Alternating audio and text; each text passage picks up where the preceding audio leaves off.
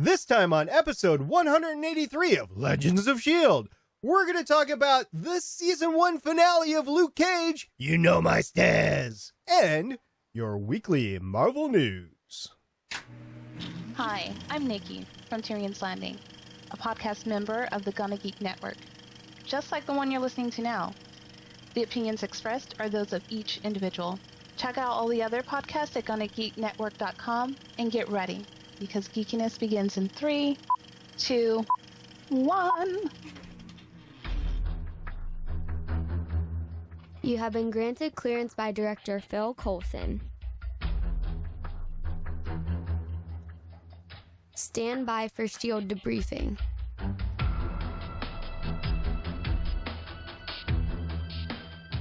All information to be discussed here is classified and may only be discussed among agents granted clearance by the S.H.I.E.L.D. Director. Now it's time for your scheduled debriefing. I'm Director Stargate Pioneer.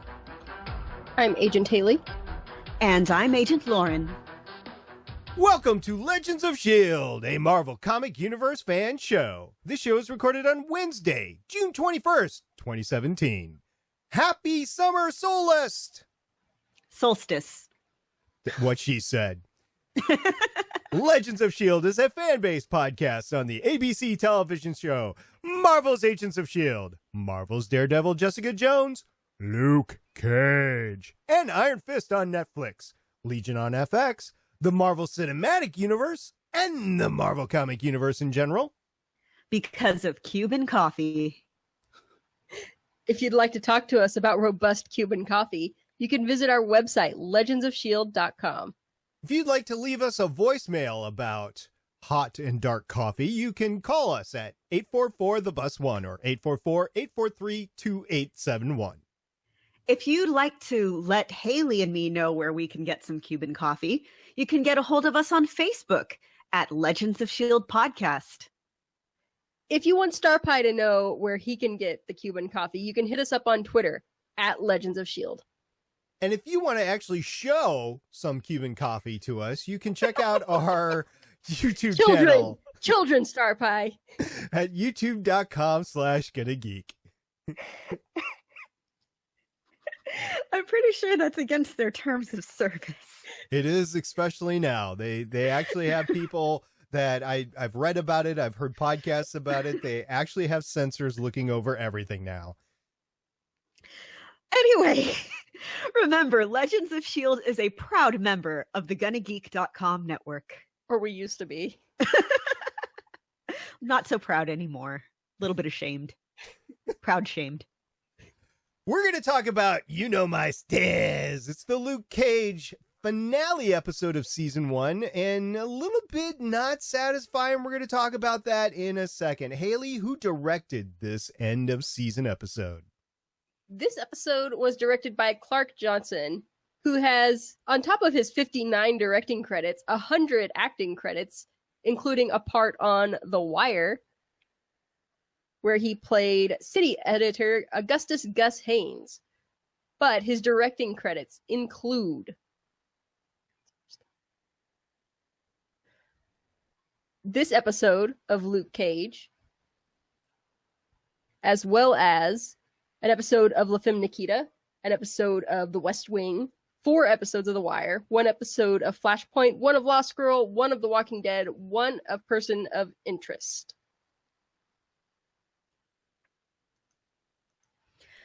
And for writers, we have 2 writers. First of all, we have Aida Mashaka Croal, who has 3 writing credits. She was the script writer for 133 episodes of One Life to Live from 2008 to 2011, and writer for 3 of them. She wrote 2 episodes of Turn Washington Spies, which I still need to watch. And she wrote 2 episodes of Luke Cage, including this one and Blowing Up the Spot. But she was also a story editor for 13 episodes of Sanctuary. And it was also written by Cheo Hodari Coker, who you might know as the showrunner and executive producer of this show. He has 12 writing credits, including Southland. He has 5 episodes of that, and the teleplay for 1 episode.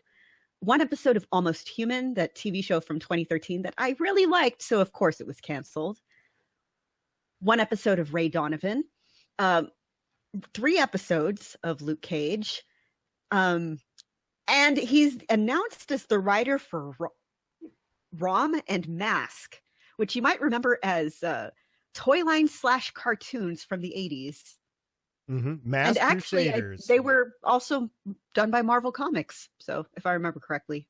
Yep, Mask Crusaders. I can still hear the theme song in my head, which I'm afraid I'm going to get sued because it's Marvel, so I'm not going to sing it. It was a very catchy song.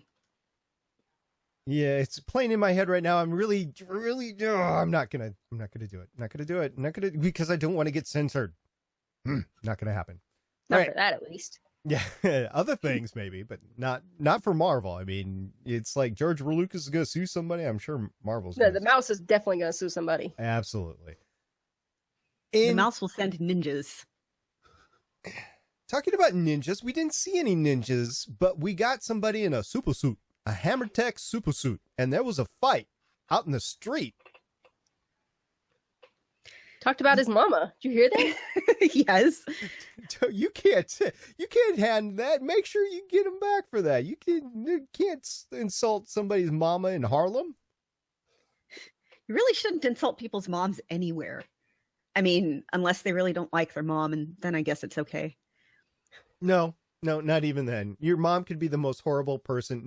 No one wants to hear bad things about their mom from somebody else.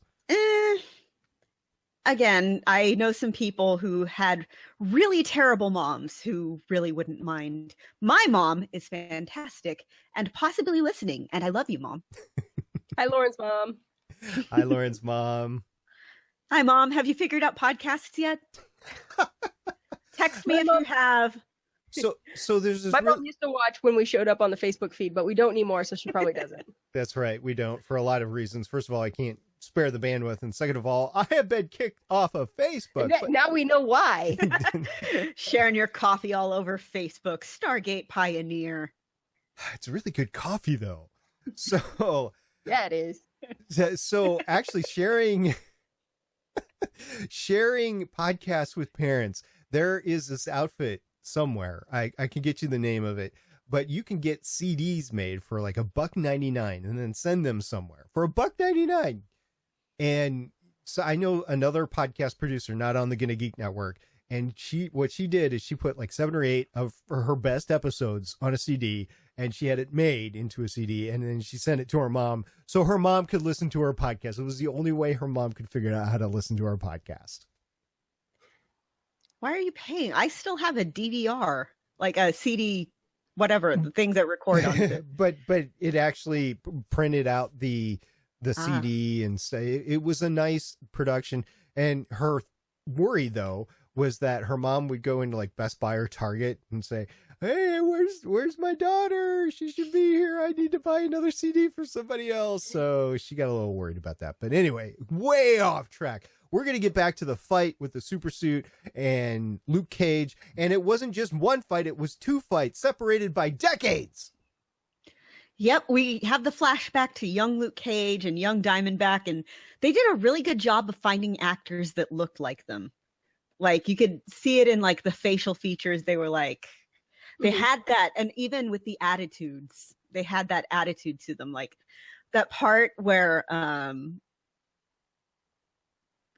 Carl is saying, "I'm a Lucas," and then you see young Willis's face just kind of freeze up. That was a moment that I took notice of. You believe that they could grow up to be the characters we've been watching all season. And Disney, I'm going to call it Disney right here. Disney has a great capability to do youth faces of their characters. I mean, they did it in Tron Legacy. They've done it in some Marvel movies now, a couple of them. So they have the technology. They just elected not to use it here and actually cast young actors. And it wasn't just the first time, because we got that whole thing a long time ago with, it was Mariah and Cottonmouth's family too, right? So they had recast all those actors as young actors. Well, there's reason not to do that. First of all, this is filming on a TV budget, not a movie budget. And second of all, the physicality is completely different. If you notice these guys, they're younger, they're thinner, they're lankier. If you just slap, a younger face on Mike Coulter's body, it's going to look weird. I mean, I think of the guys I knew who were, 17, 18, and, they have that like, they're still kind of stretched out and growing and they haven't really filled in quite yet. And compare that to somebody who is at this point supposed to be in his 30s, early 40s, maybe. I don't know. Maybe, I'm guessing 30s because everybody likes to make characters young. But again, the physicality, everything is different. Yeah. It's not just in the face, it's in everything. And even with, the slapping a young face on people, if you notice, they always have like a body double that they'll then map the face onto. In the most recent, in Guardians of the Galaxy, they have somebody cast as young Kurt Russell because Kurt Russell now doesn't have the same body type as Kurt Russell from 1982. That is true. If you looked in the credits, there was also somebody cast as like Carrie Fisher and Peter Cushing for the Star Wars movie. Yep. You definitely, I mean, you can't just, it would be difficult to CGI somebody completely in the scenes. You have to act off of something. I mean, it's just easier to run the scene with somebody there. I seem to remember when they did the Loki scenes in Asgard the last time, they couldn't get the actors together. They couldn't get Chris Evans, but they had Tom Hiddleston in the Captain America suit. Right, but they couldn't get Tom, and they couldn't get what's his name, the Thor, Odin. They couldn't get them together, so they actually had to film it like a week apart, and the actors weren't there. So somebody was standing. I think it was Chris Evans and Chris Hemsworth. They couldn't get at the same time. Yes. Yeah. Okay.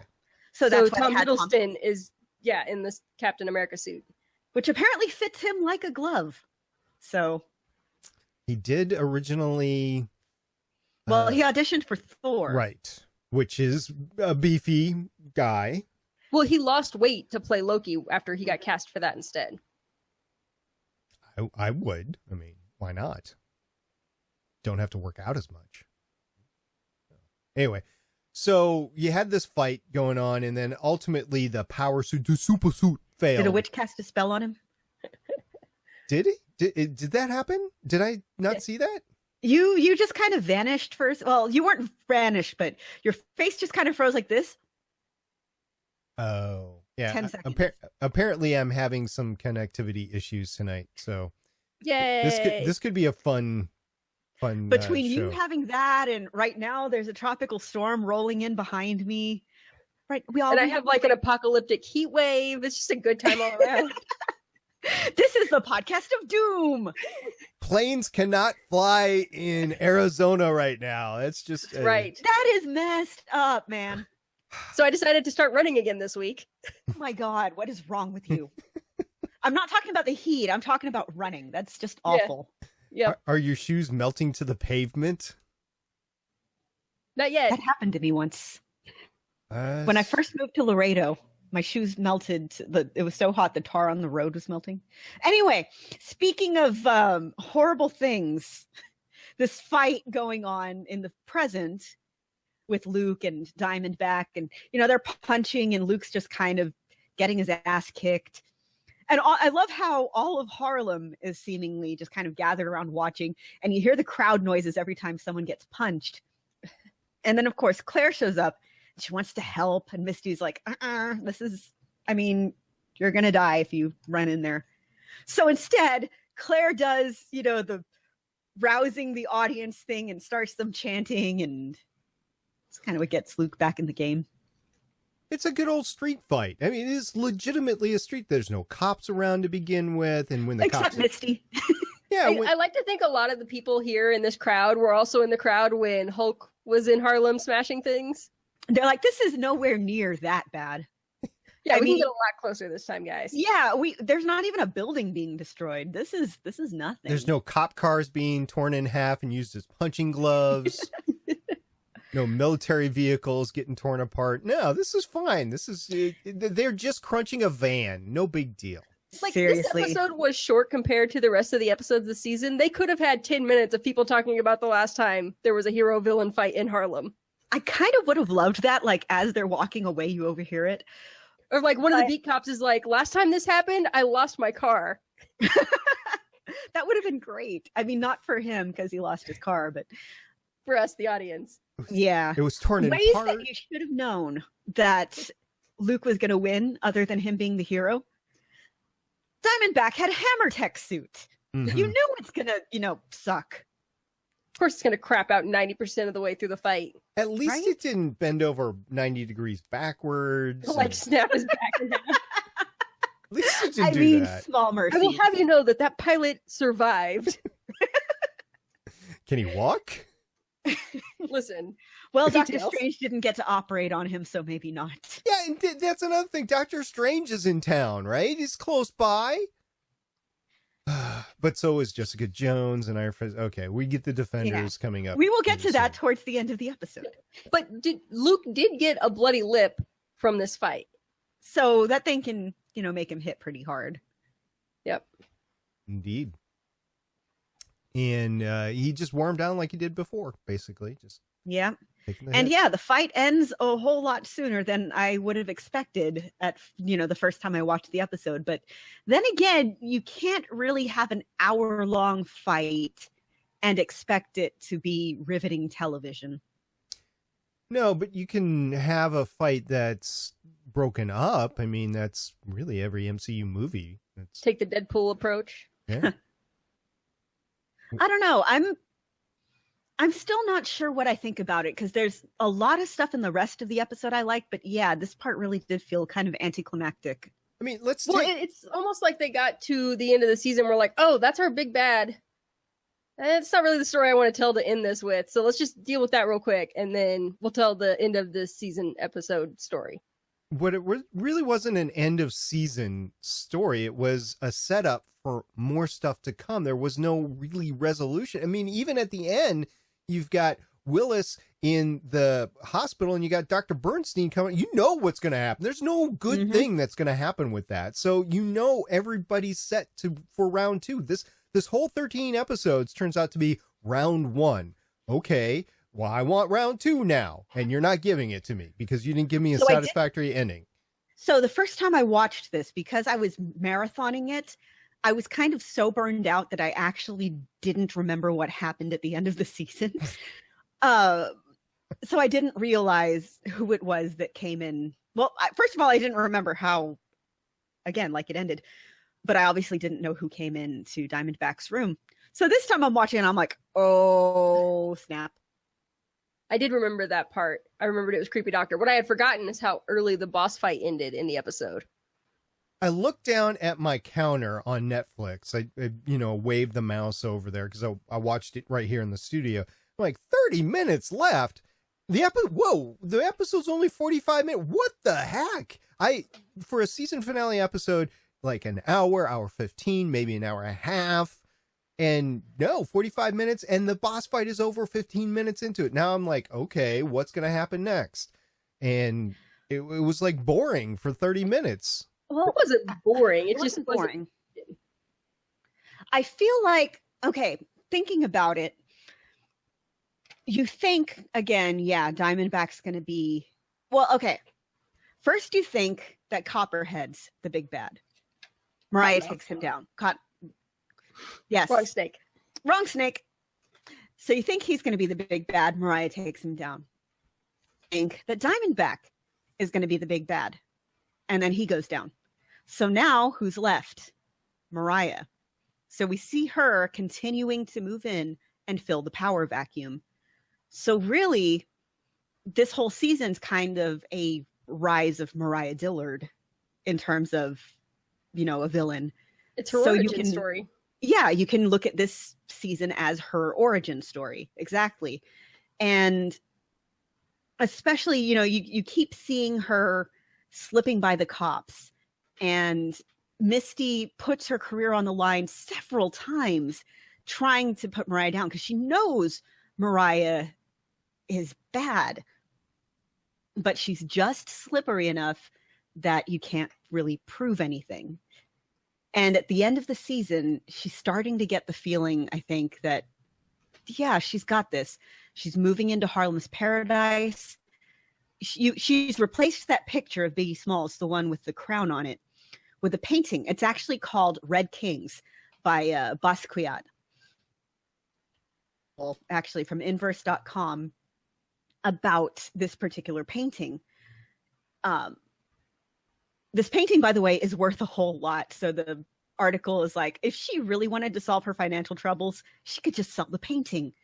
But the whole point is that this is her showing, like, this is my place now. Also, it's kind of funny because this painting is by someone who is not a Harlem native. But anyway, she's making her mark. She's become this kind of power couple with shades, although she's still like, I'm the boss. And honestly, this is like, weirdly enough, this is a bad guy power couple that I'm kind of rooting for.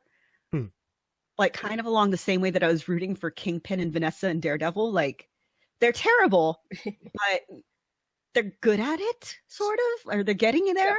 So I was going to ask you, ladies, street fight, Vanessa, Mariah, who wins? Mariah. Interesting. I would think Vanessa would have some smarts about how she fought. No, Vanessa is like an art curator. Whereas Mariah would just was be raised by gangsters. Okay. Yeah, Mariah knows how to get her hands dirty. Vanessa she finds out Kingpin's a bad guy, and she's like, well, okay, there's some stuff that I like here. It's like that whole, the Bane thing from, Dark Knight, like, you were born in the darkness. I was born in the, whatever. I haven't seen that movie in a few years. I wouldn't know. I couldn't understand him. Yep.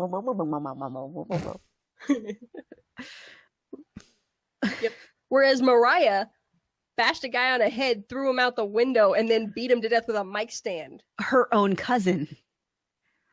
For impugning her. And granted, it was a really terrible thing to say to her, but that was a bit of an extreme reaction. Yeah. How do you think this season would have ended had Cottonmouth not been offed by Mariah? If he was around right now, would the season ended differently? Oh, yeah. I think it still would have ended with Mariah taking charge, though. I still think so, too, but... It would have ended on him upset about it. Sorry. Well, no, I'm thinking, and I don't think he would have been so keen to let fuck. Sorry, SP. He would could not say have sorry to the censors. Sorry, y'all. That would be you. YouTube's got its own censors. He would not be so keen to let Diamondback in. He had his own sense of pride. He had his own sense of control. He ruled Harlem's Paradise with an iron fist, but he had a bit more sense of propriety than we see Mariah doing a bit later. And he was definitely a bit more predictable than Diamondback. Too many snake names. I also don't know that there was any way out of this season for Cottonmouth, because I think if Mariah hadn't killed him, Shades or Diamondback would have at some point. Right, but if that would have happened, and it would have saved Mariah from her turn, and I'm not sure we'd be at the same spot. It would still be Councilwoman Mariah Dillard at this point. I don't think so. I think there still would have been a turn. Like, she still did a lot of shady stuff, and a lot of that stuff is coming out. She still would have ended up booted out of the council. She still would have ended up working with Diamondback for whatever reason, and she still would have ended up taking over Harlem's Paradise. Yeah, we see that she's not really the best politician right now. And this whole experience, and especially lying to the cops, has kind of made her better at it. Like she's getting better at being two-faced. That whole interrogation scene, it was obvious she was acting. It was bad. I don't know if she's gotten better at it. I mean, she actually tried it, maybe, I guess. She has more confidence at it, I think. And really, it's like when you see her doing her press things and all that, it's very obvious that she's putting on a face. But when people start catching her, she fumbles. With this, Misty knows, but at the same time, Mariah's like, what are you going to do? So yeah, she knows that she's lying, but she also knows that Misty has nothing on her right now. And then it turns when she hears it and she's like, okay, what are you going to do about it? It's nothing. I'm going to beat it. And so she goes from the whimpering Mariah to the stern Mariah. And it was too much of a sway. I mean, obviously indicating guilt, but got to go by the evidence, I guess. I don't know. You do. The whole point of, the jury trial and everything is supposed to be the prosecutors have to prove that there is evidence.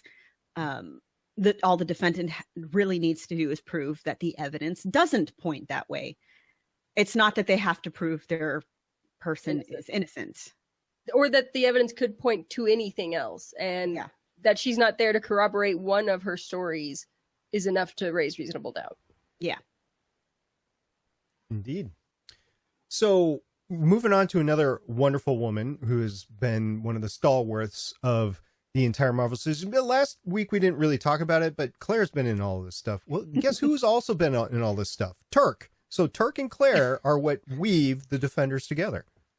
Pretty much. Claire is, again, awesome. She's there standing up for Luke. He asks her out for coffee. And then the cops come for him because they recognized him as somebody, a bunch of people apparently, called in and recognized him as Carl Lucas. Well, because Mariah Dillard was calling him Carl Lucas during the little interview. And so they got dozens of calls from other inmates, obviously. So things aren't going well there. But, through it all, Claire's still standing by him. And two quick things. Again, Claire being the link to the larger Netflix universe. First, when he's when Luke is at the the police station. I'm forgetting words. He called it the cop shop, I believe. But she's like, I know a good lawyer. So Foggy? in. It's Foggy, right? It's Foggy. It's totally Foggy. And then later on at the very end of the episode, in the whole montage at the end, we see she walks up, she sees a flyer for self-defense. It says Colleen Wing, and she takes a number. And the next time we see her, we'll see the payoff for that. Yep. Good, because she definitely needs that sort of stuff, especially how she took down, what's his face? Shades. She took down Shades in the stairwell in the bottom of the gym, was it? No, it was in Harlem's Paradise. It was in Harlem's Paradise. Okay. It all blends together after a while. Well, but yeah, that whole Cuban coffee line, that was Luke. That was such a terrible line. You're better than that. I like that she called him on it. Yes. There were a pair of corny people in this episode. And it wasn't just this episode. It was the entire last half of the season. They're getting together. Unfortunately, I mean, there was the big kiss between the two. But that was not a good looking kiss. Well, dude's going to go off to prison. I mean, at least he got something. Also, I loved when he gets in the car, he's like, guess I'm not getting that coffee. And cop's like, we can stop over there. at the Dunkin' Donuts. He's like, that's not the type of coffee I'm talking about. So the ending, we've been talking about it. I think you ladies have described it as a downer ending. I just think it's a ending without resolution. I mean, a lot of stuff happened, but I think it's going to get resolved very quickly at the beginning of Defenders, is the thing. It's like they're setting it up as this big cliffhanger, but Fish finds that folder right away. Claire knows Matt Murdock. Foggy. Or Foggy. Yeah, so she's going to pass that folder. lawyer. Yep, she's going to pass that folder along to one of them, and Luke's going to be out and with the Defenders in the first episode of the Defenders. Yeah. So, and the stuff that doesn't get resolved in the Defenders, because we know it takes place over a short period of time, they're obviously setting up for Luke Cage season 2. Like, I'm pretty sure the stuff with Mariah and the stuff with Diamondback, the stuff with Shades. That's the stuff with Misty, who, by the way, when we last see her, she's wearing an outfit very similar to how she looks in the comic with the red and looks cool. Oh, yeah. She's undercover again in Harlem's Paradise. You can't really tell who she is compared to how she normally looks. So undercover back in Harlem's Paradise. And I'm trying to, if I was Mariah, would I not recognize who that is? Mariah would, but her dudes down at the door and stuff aren't probably going to recognize her. Well, she's up there looking at the whole club. She can see everybody there. Yeah, but she's not going to spot her from the balcony. I don't know. Random person at the bar. She drinks good vodka, so you never know. It's her superpower.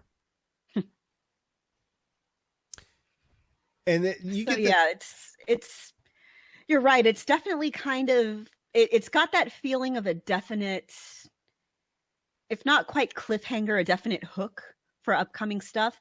But the fact that, you know, the last time we see our hero, he's getting carted off to jail, it's definitely sort of a downer. It's like a mid-season finale in any of the TV shows. When you're coming up on the holiday season and you split the season in two, it's kind of like that, because you got I'll give you that. You got stuff that happens, but there's more stuff to happen. And I've heard, I don't know since I stopped watching the show, but Game of Thrones is splitting the last season into two halves. Right? Yeah. So I would expect the final season in the first half, or the final episode in the first half, to be kind of like this. Not like probably, yeah, where you're looking forward to the rest of the season. So I guess it's just hooking us and getting us to watch the rest of Defenders. Yeah, and it's not just Luke whose story ends on a low spot. Misty's story also ends kind of at a low spot, because she finds out that Candace has been killed. She knows that she is at least partly responsible for that, because she's the one that pulled her out of hiding, gave her the phone, and then kept her separated from additional police protection that she might have had, because she thought she knew better than everybody else. And she's called on it. Priscilla calls her on it. Says, this is your fault. We talked about it last week. Like, she made a couple of bad decisions last week. It was that one, and I don't remember what the other one was. But, you know, she was not on her game last week. And you could probably chalk that up to the traumatic experience she was just coming off of. The loss of blood, maybe? Yeah. I feel like if you are going to have a constant theme throughout all of the Defenders, you know, standalone shows, it's really, if you try to do stuff on your own, it's not going to end up well. When you do stuff with backup, it ends up better. And I feel like going into the Defenders, that's sort of the lesson here. People work better as a team to balance them out. Like, Daredevil tries to do stuff on his own. He gets his ass kicked. Jessica tries to do stuff on her own. She needs, you know, she doesn't do well and ends up doing better when she has, you know, Trish behind her. Luke tries to do stuff on his own. I mean, he does better with Claire. Misty tries to do stuff on her own. It's not really going well for her. Not at all. And I hate when I was hearing this said over and over. Luke said it, I believe, in this episode, and I've heard it before. I got this. No, you don't. No, you do not got this. Yeah. No. And every time I hear that, I cringe. It should be a drink, the Marvel Netflix drinking game. I got this. That should be the drink. But I can't drink. So water, I guess. Here, cheers. All right. Haley, do you have anything else you want to say about the episode? We hit all my discussion points. I just have quotes left. Okay. Lauren, anything about the episode or the series in general? No, I think we hit everything that I wanted to say. Okay, Haley, before you get... Actually, I did have one more thing. Okay. The gun that Shades gave Mariah, which was Cottonmouth's gun, is the gun he just used to commit murder. Here, enjoy this murder weapon. Well, it's not the first one he's given her either. He gave her the bottle too, which wasn't a murder weapon, but... One more thing. I really love at the end, Sharon Jones and the Dap Kings, 100 Days, 100 Nights is the song that's playing over like the end montage. I love that song. And again, this series and its use of music is so freaking good. Yes. So the club got fixed up really quick. I'm wondering how long it's going to take for the barbershop to get fixed up. Probably not as quick because they don't have money behind them. Mm. And I hear it's not going to be a barbershop anymore either. Doesn't want to be a barbershop. That's what Bobby said. It could be whatever it wants to be. We will see the next time we see Luke Cage in Harlem. Okay. Okay, Haley, you got some quotes. Nah, man. Brother deserves discretion. Put the 4K camera down. Looks like this place don't want to be a barbershop no more. I mean, okay, it's kind of like, you know how the X-Mansion gets destroyed like every other week in the X-Men comics? It's like there's a point at which you just stop rebuilding it. And I feel like right now, the barbershop is reaching that point. Unless you have the same technology that Rocket Raccoon has in Guardians of the Galaxy 2, where it's just a spray gun that fixes everything. That would be so cool. I need that tool around here. It would be. Yeah. I assume it's going to become Luke Cage's hero for hire office. I hope so. That would be amazing. Yep. Who would have thought a black man in a hoodie would be a hero? Lots of hoodies. We are showing her every courtesy the NYPD extends. Very slowly. Very slowly. Yeah, no thanks. I don't ever want to be on the end of that courtesy. Never backwards, always forward. Unless going backwards gets you forward. Yep. Mariah Dillard walked out of here today because of you. Because you didn't trust our system. Because you didn't trust me. Ouch. I don't know if I would have trusted the inspector if I was Misty either. I mean, I guess if you're working in the police force, you got to trust somebody. But there had just been other cops killed. So I don't know. It's a hard I thing think to come back by from. that point, she had proven herself trustworthy. Exactly. And at the same time, all this stuff that kept happening, and it just kept coming down to Misty distrusting and distrusting and distrusting. Captain keeps saying, I'm trying to help. I am trying to help. You are making bad decisions. You need to trust me. And it comes down to this. I hear that Cuban coffee is particularly robust. I love the look that she gives him after he says that. Just really, are you kidding me? She was like, I just can't even finish eating. She takes what, 10 seconds? It seems like 10. It seemed like more it was a than bit. That. It was a good long while. She let it hang there. Just think about what you just said.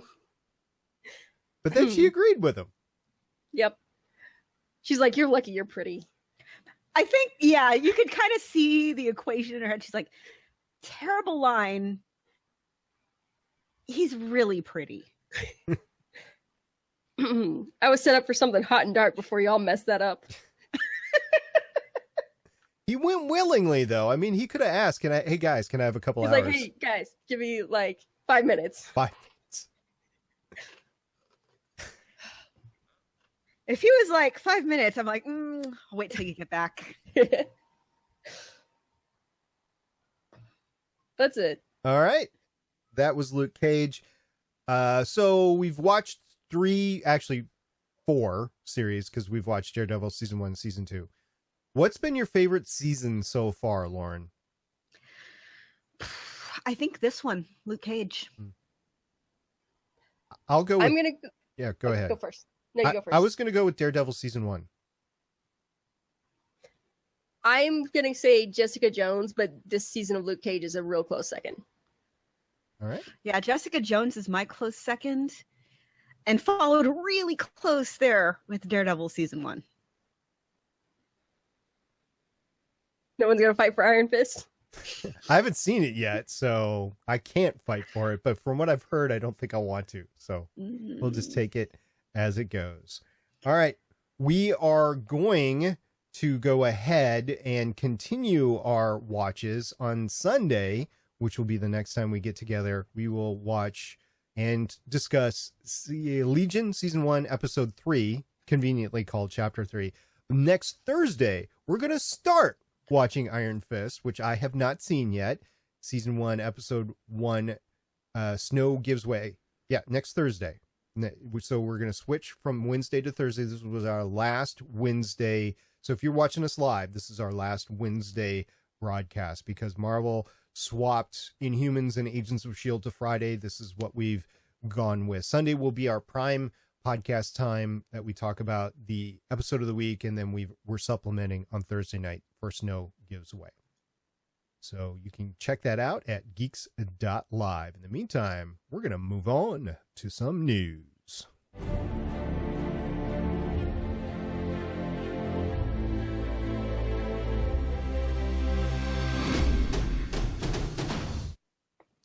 All right, starting off with some movie news. Mark Ruffalo has posted some pictures from Infinity War. I saw this picture earlier today and nerds, just freaking nerds. So It's Benedict Wong, Mark Ruffalo, Robert Downey Jr., and Benedict Cumberbatch, all in costume, eating lunch and posing. So a couple of things about this picture. First of all, Benedict Cumberbatch is holding a thing of hot sauce like he's about and doing I don't know, duck like face. He's trying to sell it. Yeah. Robert Downey Jr.'s shirt looks like he still has an arc reactor, like it has the hole cut out for it. But we know he got it removed. So what gives? I'm curious. Mark Ruffalo is just wearing a t-shirt. Benedict Wong is wearing his Wong outfit. And, their lunch looks tasty. Is it shawarma? No, it's like salad and drinks, like water drinks. A lot of LaCroix. Yeah, I think there's soda. LaCroix. I don't know how to pronounce words. There's also some San Pellegrino water. Wow, you don't know how to produce words. I don't know how to produce words. If you don't know how to produce words, we're screwed. All right. Well, moving on to Sony's movie news. We know there's a Venom movie coming up, and we now know that Carnage is going to be making an appearance in that film. Honestly, I kind of figured. Who else would be the bad guy in a Venom movie? Now, Yeah. I have heard recently that both the Marvel Kevin Feige and Amy Pascal have come out and said that the secondary Spider-Man characters are not going to be part of the MCU. And I know we talked about that last time that said they might actually be. So The last I heard was that they had confirmed that they were. No, yeah, ditto. There was more news that came out that said they weren't. So I'm completely confused now. We're gonna keep our eyes on this and see what actually happens. I think at the very least you're talking a situation kind of like what the Netflix films are right now, where you've gotten bits and pieces of the incident and stuff like that, but you don't actually have any interaction back and forth with the MCU, kind of like what they're doing in the TV world now too. So where Venom could be off to the side, they could talk about the whole. I could see them saying that these side characters aren't going to interact with the MCU, but I think that they're still taking place in the same universe. I think that's the dynamic they're setting up. If you bring Spider-Man in there, it'd be difficult to not. Even if you just mention Peter Parker or Miles Morales or anything like that, it would be impossible to not, in my opinion. But who knows? You're talking about two different studios, and there's a lot of money, a lot of posturing, so we'll see. Carnage. Right, well, Carnage. Yeah. Yep. More movie news. Apparently, there's a wild rumor about the next Fantastic Four movie. They're trying again, y'all, apparently. Well, don't they have to keep the rights? They do. Except this time, apparently, okay, the rumor is that Seth Grahame-Smith, the guy who wrote Pride and Prejudice and Zombies and did, was it Abraham Lincoln Vampire Hunter? Yes. I guess that's what it's called. Yes. Is going to be writing, directing, the next movie, and it's going to focus on Franklin and Valeria, Mr. Fantastic and the Invisible Woman's kids. And they want more of like an Incredibles feel to it. Which I'm not opposed to, because I think if you were going to make a movie about the Fantastic Four, that's the Fantastic Four, that's the feeling you should be going for.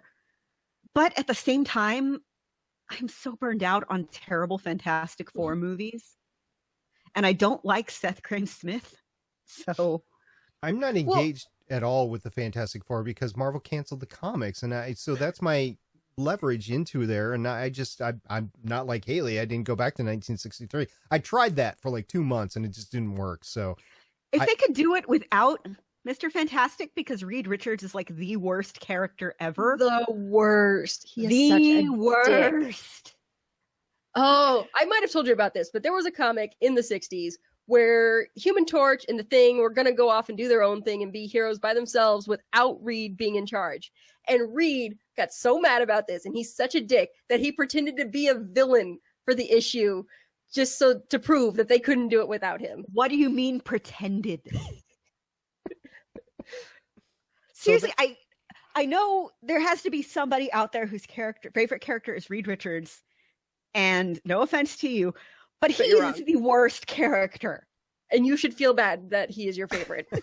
There are mentions of Reed Richards throughout the Marvel comics. Like, okay, I got this from Reed, but I haven't actually seen him around. The only thing I've seen You're lucky. He's terrible. I know. The only thing I've seen is the Human Torch. I have not seen Reed or any. Johnny's fun.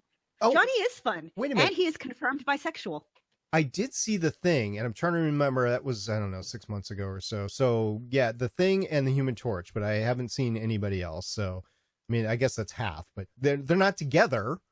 Mm-hmm. And then, who is it? Peter Parker, I believe, bought the building, the Baxter building, and that's the headquarters for Parker Industries right now. So, the remnants of the Fantastic Four are still in the comics, but they are not anywhere near the comics.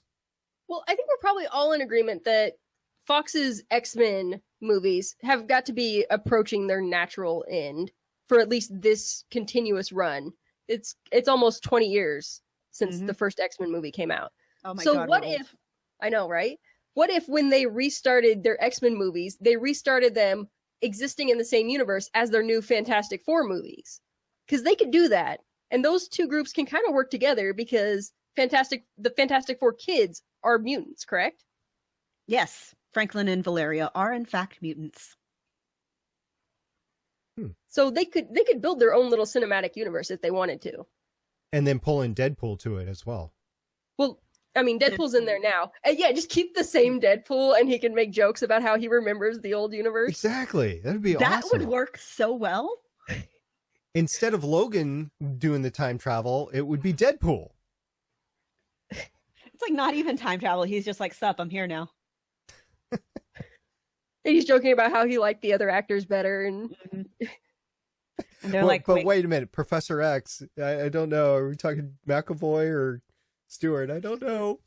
And then watch, they get a third guy, and now all of a sudden he's just really confused. All right, well, reaching even farther back into Marvel's movie universe, Leah Thompson is declaring herself the first queen of Marvel. She's not wrong. You'll recall, she was in fact in the Howard the Duck movie. I don't think she's right either, but yes. I'll disagree. So I will agree that she was in Howard the Duck, and I will agree that if anybody was going to save that movie at that point in time in that genre, Leah Thompson would have been it. It didn't do it for me. Sorry. It was the first Marvel movie. She was the first leading lady in it. And she was the first queen of Marvel. And by the way, I was at Best Buy yesterday. We were picking up John Wick 2. And by the way, fantastic movie. And we were looking through the bargain bin, and they had the Blu-ray of Howard the Duck. Why would you need that on Blu-ray? I know. I gave mine away, and I I don't didn't ever pick it want up because I think SP. I think you gave yours to me. So I thought I gave mine to Willie. Yeah, you did. I bought one for you. Yeah, you sent me a DVD of it as well. Yeah. Thanks for that, by the have way. Well, I just wanted to make still it have easier to watch the movie, and now I'm like, I wish I could, throw that underneath a packet of C4. That movie should have gone into the chest of C4 last episode. No. Ugh. George, by that definition, by the way, George Lucas was the producer and director of that, right? So by definition, then, is he the watcher of the Marvel Universe? No, that's Stan Lee. We have had that confirmed. Yeah. By the way, we talked about Jack Kirby being enshrined by the Disney last time around. Stan Lee is also in that enshrinement as well. It wasn't just Jack Kirby. Mm-hmm. Okay. Right. Last little bit of movie news, last little bit of news for the week. We knew there was going to be an animated Spider-Man movie, and apparently Mahershala Ali is going to be in it. Yay, he's like extra Marvel now. We saw him as Cottonmouth. My mouth wants to say Copperhead because Copperhead there was an article in the paper this morning about like snakes, like because of the weather and stuff. And it was like, can you tell a Copperhead from a Cottonmouth? And you can't. Apparently I can't. Wait a minute. Are you telling me that during a tropical storm or hurricane or whatever, snakes are an issue because they're swimming around or floating around? In Texas, they are always an issue in the summer because they like to come out and sun themselves. Snake. Oh. Oh my God, you have discovered sci-fi's new movie franchise. Oh. Yeah, he's going to be voicing Miles Morales' uncle, Aaron Davis, who has a really significant role in his origin story. Yeah. So that's going to be really cool. Yeah, I'm really liking Miles Morales comics, and it's great. Oh God, I love them. Yeah. And this movie is actually, well, it's being directed by Phil Lord and Chris Miller, who you might remember as the directors of the Lego Movie and the Han Solo movie. Oh wait, they were fired, right? With 3 weeks left in filming. For which one? The Han Solo movie? Yes, it was just yesterday. Oh no, I didn't hear that. Oh yes. No. 3 weeks left in filming? Oh, yeah. man. So the scuttlebutt has it that their style of directing was a lot more improvisational, which Kathleen Kennedy, the producer right now for Lucasfilm, hated.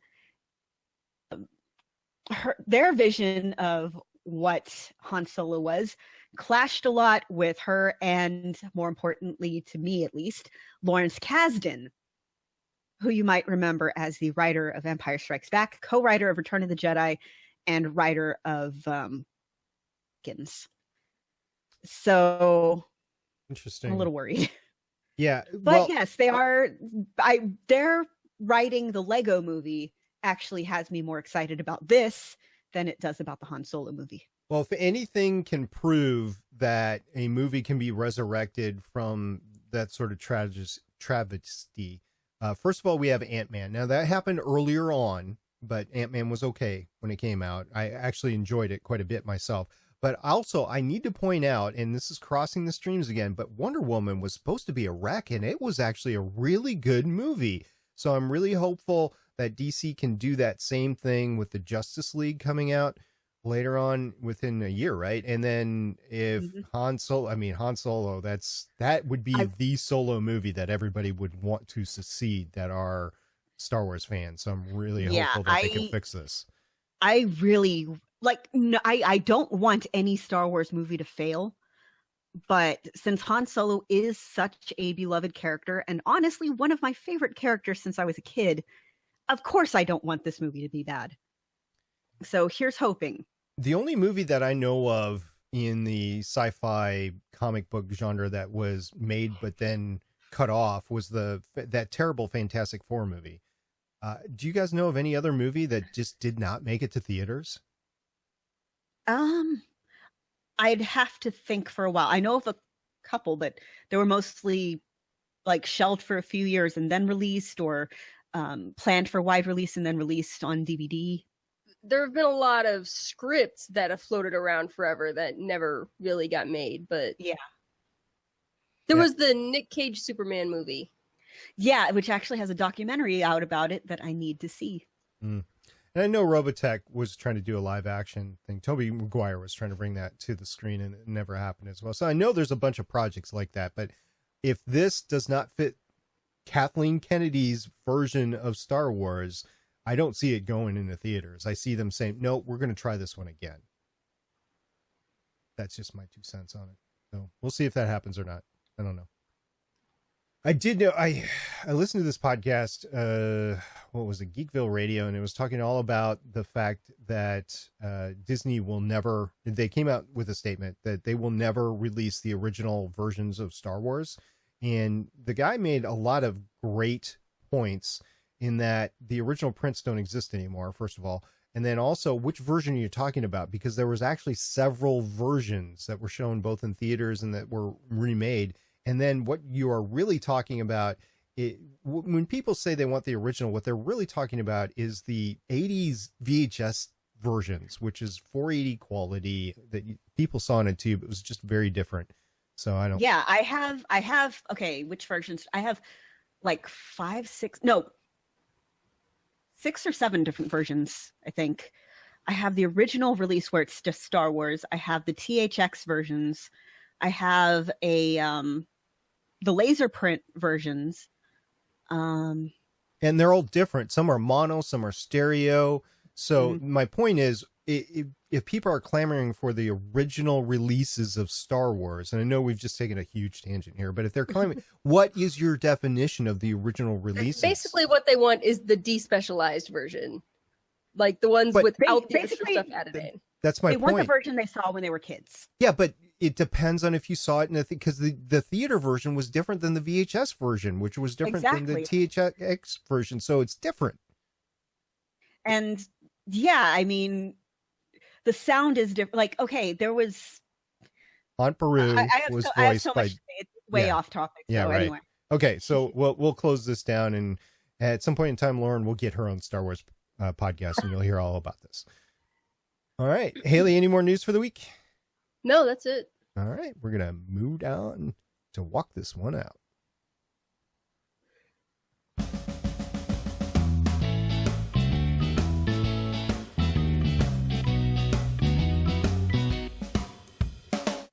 Little retro for you on this last Luke Cage podcast. I just want to say thank you very much. We got a couple of people in chat. It was great seeing Felix and Mike in the chat tonight. Thank you for sending us off on our Wednesday night. And we will be back Thursday night next week, as well as Sunday nights or Sunday afternoons, 1 p.m. Eastern will be our new main home until we get caught up. We will also do that secondary Thursday night. So just thank you everybody for downloading the podcast. Even though we're putting out 2 a week, the last couple of weeks, you guys are continuing downloading the podcast. So you're obviously wanting the content, and we will continue producing it. But if you have something to say about it, please get in touch with us. We'd really like to hear what you have to say about these 2-week Legends of S.H.I.E.L.D. podcasts.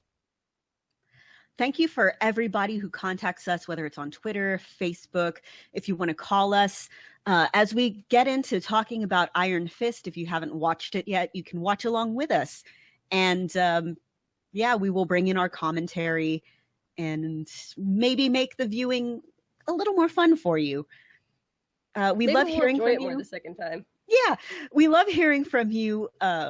We love, when you kick news articles our way, makes our job a little easier. We just really love knowing that you're out there and that you enjoy what we do. Thank you so much. Thank you, everybody, for listening. If you enjoy Marvel Talk, you should also listen to this week's episode that just released of Legends Podcast, where they talk about Guardians of the Galaxy, And then you can call Wing and tell him how wrong he is and how sorry you are that he doesn't experience joy in life. And if you want to listen about Marvel Comics, you can check out Legends of S.H.I.E.L.D. Longbox Edition. We're still in last November of 2016 right now, but we're quickly catching up. We're working on it. We are. We have a plan. We have Slaving away in the comic mines. We have a 12% of a plan. All right. Until next Sunday. I should say until next time. I'm Director Stargate Pioneer. I'm Agent Haley. And I'm Agent Lauren. See you guys next time. Bye. Bye. Bye.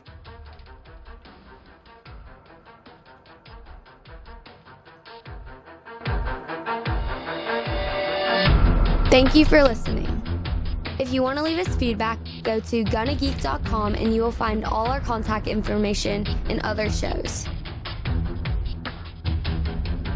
You can also visit legendsofshield.com where you'll find our complete archive of podcasts. The music heard on this podcast is by Kevin MacLeod, found at incompetech.com, and also artists on pond5.com and audiojungle.net. The opinions heard on this podcast are those of the individual hosts and do not represent Stargate Pioneer Productions, Legends of S.H.I.E.L.D., or Gonna Geek. Agents of S.H.I.E.L.D. is the property of the Disney Corporation, Marvel Studios, and ABC. No infringement is intended.